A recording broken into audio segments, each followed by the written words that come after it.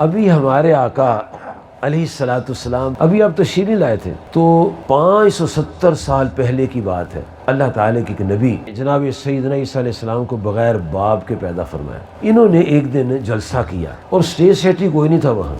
نبیوں کو ضرورت نہیں ہوتی اسٹیج سیکرٹریوں کی، وہ خود ہی اپنا تعارف کراتے، وہ خود فرماتے انی رسول اللہ، انا رسول اللہ ہے، اور اللہ ان کا تعارف کراتے محمد رسول اللہ۔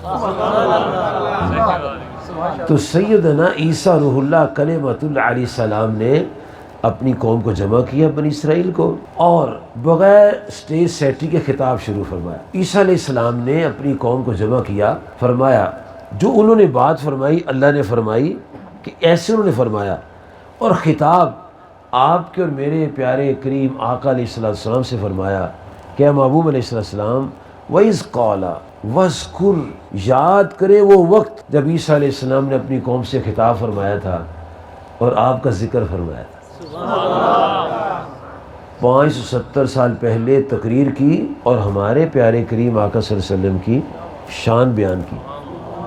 ابھی پیدا نہیں ہوئے، ابھی 550 سال کے بعد پیدا ہونا ہے۔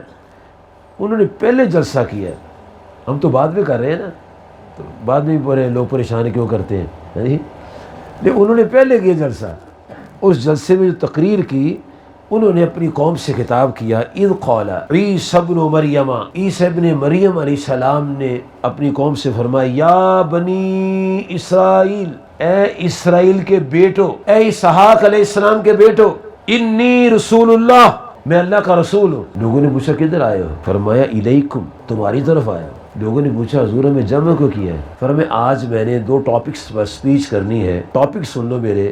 نمبر 1، مصدقا لما بین یدی من التوراۃ، مجھ سے پہلے کتاب اتری ہے، اس کا نام ہے تورات شریف، میں اس کی خوبیاں، اس کی شانیں، اس کی عظمتیں، اس میں احکام، اس میں اوامر و نواہی، اس میں پہلے انبیاء کی تعریفیں، اور جو اللہ پاک نے اس کتاب میں بیان فرمایا ہے ایک ایک کر کے میں کھول کھول کے تمہیں سناؤں گا۔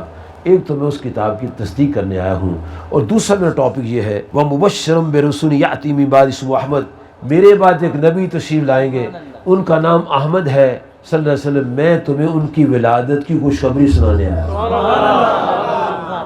بشارت دینے آیا ہوں۔